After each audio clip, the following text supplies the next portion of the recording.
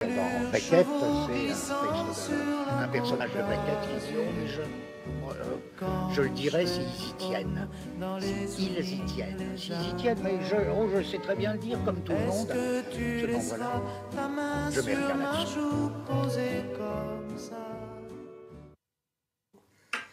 Tu as choisi un abécédaire, tu m'as prévenu des thèmes, et là je ne sais pas exactement les questions, si bien que moi j'ai pu réfléchir un peu aux thèmes. Répondre à une question sans avoir un peu réfléchi, ben c'est pour moi quelque chose d'inconcevable, quoi. Alors ce qui nous sauve, ce qui me sauve, c'est la clause. La clause, c'est tout ça ne sera utilisé, si c'est utilisable, ne sera utilisé qu'après ma mort. Alors, tu comprends, je me sens déjà réduit à l'état de pure archive de Pierre-André Boutan, de feuilles de papier, et ça me remonte beaucoup, ça me console beaucoup, et presque à l'état de pur esprit. Je parle de après ma mort. Et on sait bien qu'un pur esprit, il suffit d'avoir fait tourner les tables pour savoir qu'un pur esprit, c'est pas quelqu'un qui donne des réponses très très profondes ni très intelligentes, c'est un peu sommaire. Donc tout me va là-dedans. On commence A, B, C, D, ce que tu veux. Bon, bah alors on commence par A. Alors A, c'est animal. Alors animal, ouais. On pourrait reprendre pour ton compte la phrase de W.C. Fields. Un homme qui n'aime ni les enfants ni les animaux ne peut pas être tout à fait mauvais. Alors on va laisser de côté les enfants pour le moment, mais les animaux familiers, on sait que tu les aimes pas beaucoup. Enfin, on sait pas, mais je sais que tu les aimes pas beaucoup. Et là, tu reprends même pas la distinction de Baudelaire ou de Cocteau. Les chats sont pas mieux que les chiens pour toi, hein.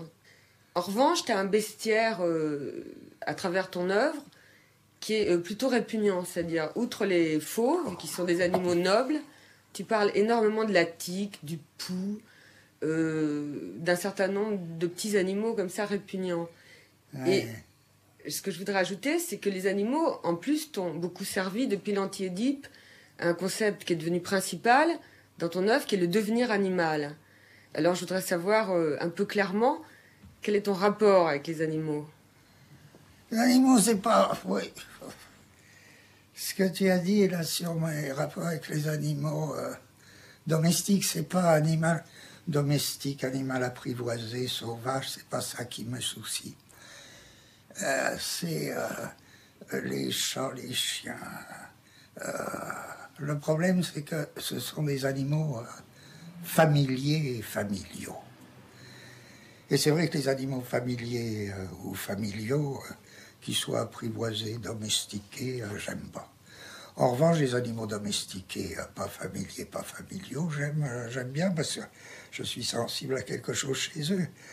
Alors, ce qui s'est passé pour moi, c'est ce qui se passe dans beaucoup de familles.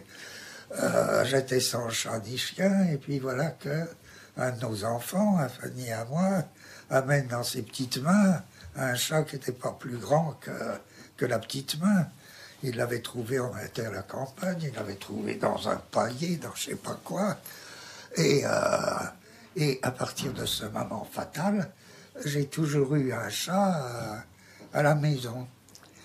Alors qu'est-ce qui m'est déplaisant chez ces bêtes? Enfin, ça n'a pas été un calvaire. Je supporte. Qu'est-ce qui m'est déplaisant? J'aime pas les frotteurs déjà. Un chat passe son temps à se frotter contre vous. J'aime pas ça. Un chien, c'est autre chose. Alors, ce que je reproche fondamentalement au chien, c'est d'aboyer. L'aboiement m'apparaît vraiment, mais le cri le plus stupide, quoi. Dieu qui a des cris dans la nature, il y a une variété de cris. L'aboiement, c'est vraiment la honte du règne animal, quoi. Je supporte, en revanche, mieux, à condition que ce soit pas trop longtemps, le cri, je sais pas comment on dit, le hurlement à la lune. Ça, un chien qui hurle à la lune, je supporte mieux à la mort, je sais pas quoi, je supporte mieux que l'aboiement. Et puis, depuis que récemment j'ai appris que les chiens et les chats frauder la sécurité sociale, mon antipathie a encore augmenté. Ce que je veux dire, c'est que c'est très... En même temps, ce que je dis, c'est complètement idiot, parce que les gens qui aiment vraiment les chats et les chiens ont évidemment un rapport avec les chiens et les chats qui n'est pas humain. Ils ont avec les chiens et les chats, par exemple les enfants, on voit bien que les enfants ont avec un chat un rapport qui n'est pas un rapport humain avec le chat, qui est une espèce de rapport soit enfantin, soit une espèce... L'important, c'est d'avoir un rapport animal avec l'animal. Alors qu'est-ce que c'est qu'avoir un rapport animal avec l'animal? Ça ne consiste pas à lui parler. Mais en tout cas, ce que je ne supporte pas, c'est le rapport humain avec l'animal.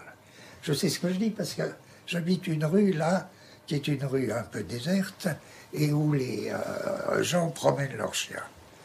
Ce que j'entends de ma fenêtre est proprement effarant. Effarant, la manière dont les gens parlent à leurs bêtes. Alors, même la psychanalyse remarque. La psychanalyse est tellement fixée aux animaux familiers ou familiaux, aux animaux de la famille, que tout thème animal, dans un rêve, par exemple, dans les rêves, est interprété par la psychanalyse comme une image de père, de mère ou d'enfant. C'est-à-dire l'animal comme membre de la famille.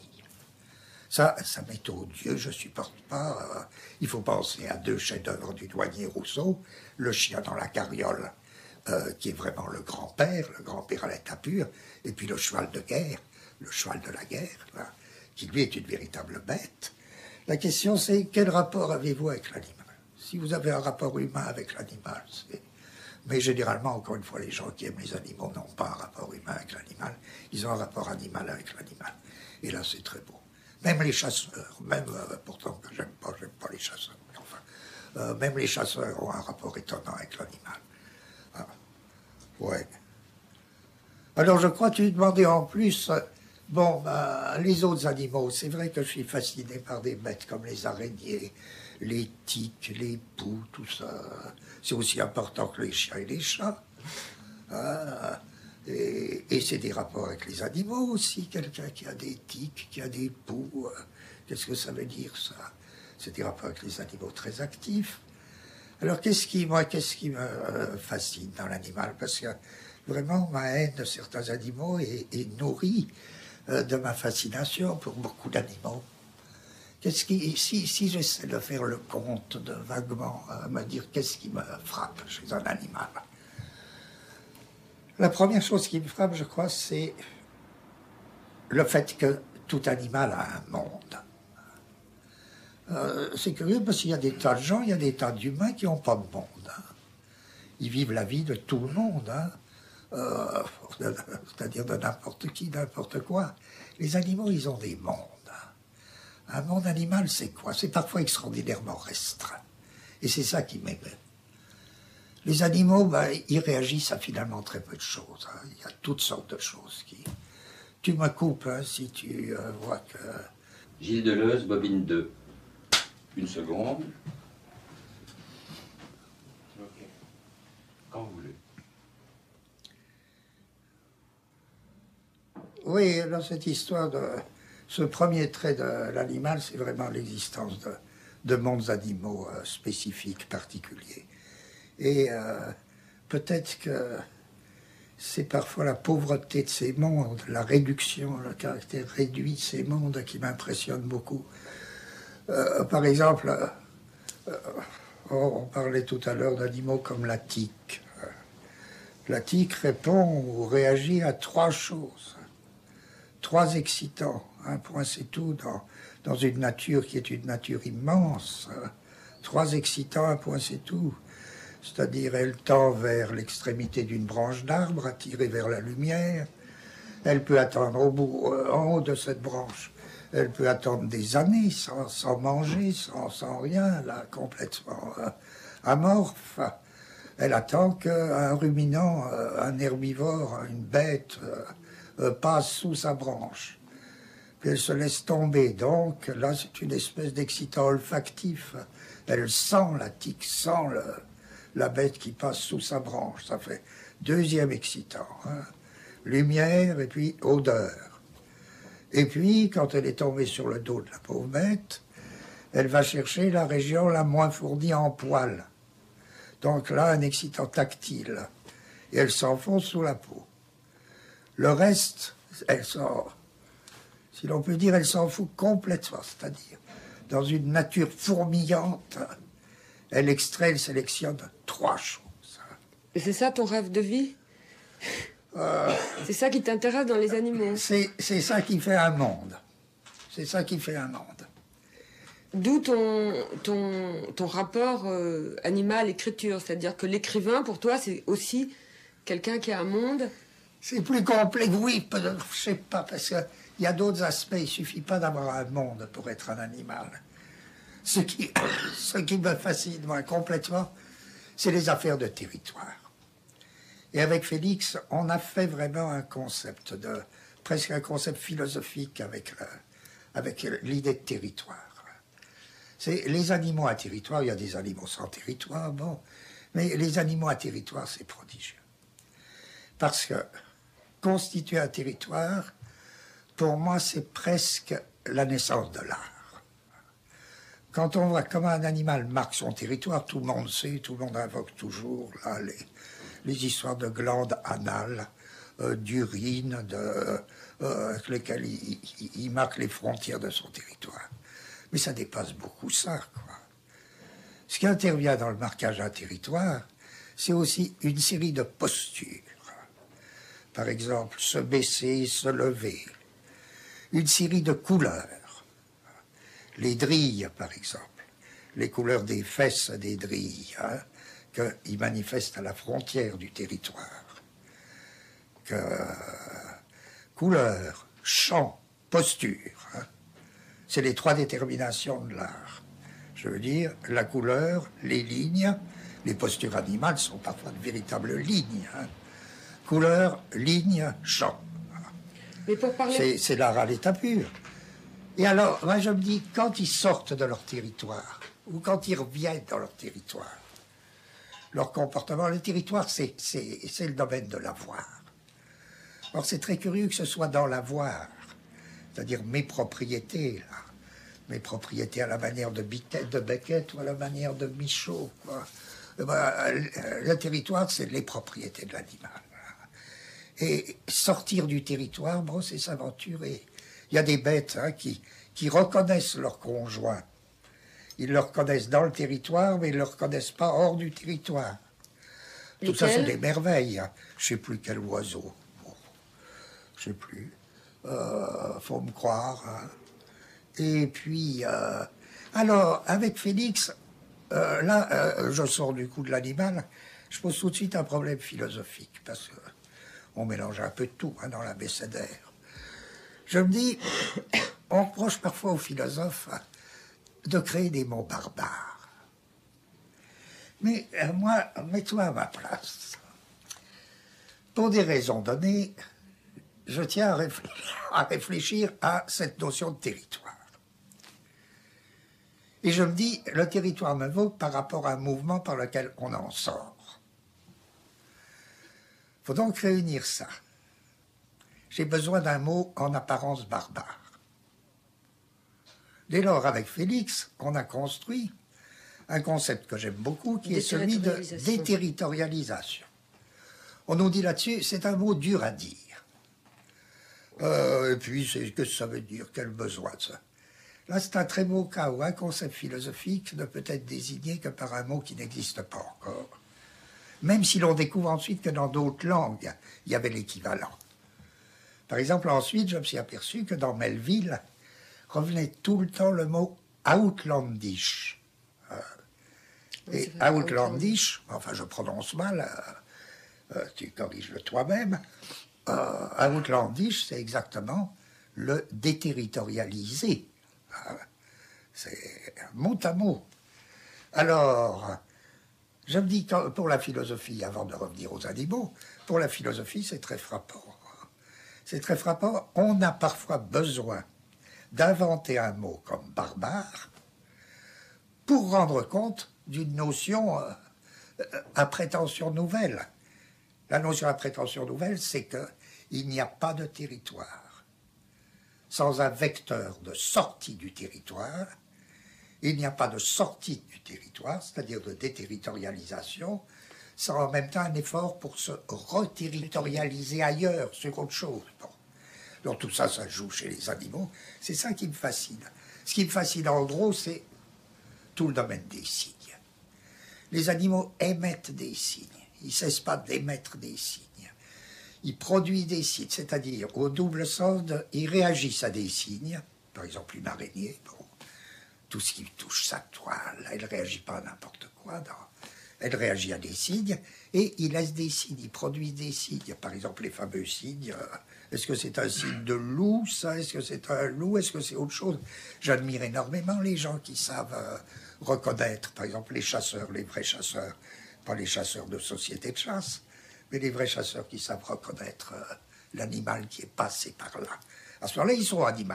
À ce moment-là, ils ont avec l'animal un rapport animal. C'est ça, avoir un rapport animal avec l'animal. C'est formidable. Mais c'est cette émission de signes, cette réception des signes qui rapproche de l'écriture et de l'écrivain, l'animal. Oui. Si on me dirait qu'est-ce que c'est pour vous qu'un animal, je répondrais c'est l'être aux aguets. C'est un être fondamentalement aux aguets. Mais comme l'écrivain? Et l'écrivain, oui, il est aux aguets. Le philosophe, il est aux aguets. Évidemment, on est aux aguets. Pour moi, l'animal, c'est, tu vois les oreilles d'un animal, mais il fait rien sans être aux aguets. On ne laisse jamais tranquille. Hein. On ne laisse jamais tranquille un animal. Il mange, il doit surveiller s'il lui arrive dans le dos, si quelque chose lui arrive dans le dos, s'il lui arrive à côté, etc. C'est terrible, cette existence aux aguets. Alors tu fais le rapprochement avec l'écrivain, quel rapport il y a entre l'animal et l'écrivain? Tu l'as fait avant moi. C'est vrai, je suis... il faudrait presque dire à la limite un écrivain, bon, qu'est-ce que c'est? Il écrit, bien sûr, il écrit pour des lecteurs, un écrivain. Mais qu'est-ce que ça veut dire pour? Ça veut dire à l'intention d'un. Un écrivain il écrit à l'intention de lecteur, en ce sens, il écrit pour des lecteurs. Mais il faut dire aussi que l'écrivain, il écrit pour des non-lecteurs, c'est-à-dire pas à l'intention d'un, mais à la place d'un. Pour, ça veut dire deux choses. Ça veut dire à l'intention et puis ça veut dire à la place. Alors, Artaud a écrit des pages que tout le monde connaît. J'écris pour les analphabètes. J'écris pour les idiots. Faulkner écrit pour les idiots. Ça ne veut pas dire pour que les idiots le lisent, ça ne veut pas dire pour que les analphabètes le lisent, ça veut dire à la place des analphabètes. Je veux dire, j'écris à la place des sauvages, j'écris à la place des bêtes. Et qu'est-ce que ça veut dire, ça? Pourquoi on ose dire une chose comme ça? J'écris à la place des analphabètes, des idiots, des bêtes. Eh bien, parce que c'est ça qu'on fait à la lettre quand on écrit. Quand on écrit, on ne mène pas une petite affaire privée. C'est vraiment les connards, c'est vraiment l'abomination de la médiocrité littéraire de tout temps, mais particulièrement actuellement, qui fait croire aux gens que pour faire un roman, par exemple, il suffit d'avoir une petite affaire privée, sa petite affaire à soi. Sa grand-mère qui est morte d'un cancer, ou bien son histoire d'amour à soi, et puis voilà, et puis on fait un roman. Mais c'est une honte, quoi, c'est une honte de penser des choses comme ça. C'est pas l'affaire privée de quelqu'un à écrire, c'est vraiment se lancer dans une affaire universelle. Et que soit le roman ou la philosophie. Hein. Alors qu'est-ce que ça veut dire, ça? Gilles Deleuze, 3e bobine. Attends une seconde. Vas-y. Alors c'est écrire pour...